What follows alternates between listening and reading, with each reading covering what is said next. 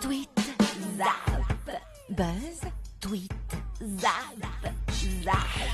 Et puis on en parlait tantôt, aujourd'hui nous allons parler dans le 5.0 de Lolo, du musée de l'échec, Lolo. Quel échec, effectivement. On parle ce matin d'un musée pas comme les autres qui est présenté en ce moment sur Internet. C'est le Museum of Failure, le musée de l'échec, qui a ouvert ses portes mercredi dernier à Helsingborg, au sud de la Suède.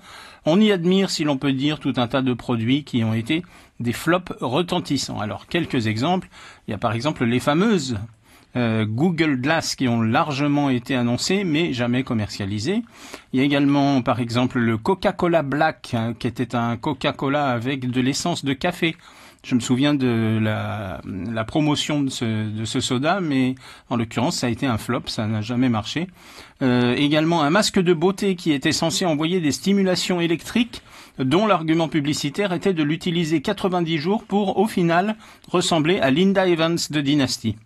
Le fameux Newton de Apple aussi, ça a été un échec cuisant. C'était une sorte de mini iPad avec un stylet pour écrire sur l'écran et c'était censé envoyer des fax. Il y a également exposé dans ce musée des baguettes doubles de batteurs. Alors là, il faudrait qu'un musicien nous dise quel était l'intérêt, mais apparemment il n'y avait pas beaucoup d'intérêt puisque ça a été un échec également. Le N-Cage de Nokia, ça c'était un mix entre un smartphone et une console de jeu. Mais le design était complètement raté et ne se prêtait pas du tout à la fonction principale qui était juste de téléphoner. Il y avait un stylo aussi qui avait été appelé le Bic, puisque c'était la marque, le Bic for Her.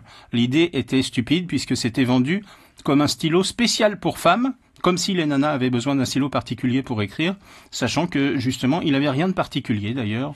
Et encore pour citer un dernier exemple, un jeu de société The Apprentice avec un certain Donald Trump. Voilà, tout ça s'est exposé, ce sont des objets qui ont existé et qui sont maintenant répertoriés dans ce musée suédois.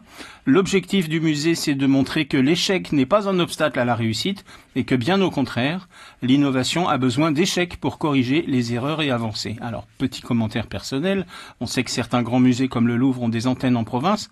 On pourrait peut-être ouvrir une antenne du musée de l'échec en Polynésie, on y trouverait le Mahana Beach, les éoliennes de Makemo, les ronds-points du front de mer refaits pour remettre des feux tricolores comme à l'origine, la résidence d'Ivanhoe Afa avec son funiculaire pour desservir les étages qui n'a jamais marché, la flottille de pêche, etc. Le casino, plein de bonnes choses. Voilà.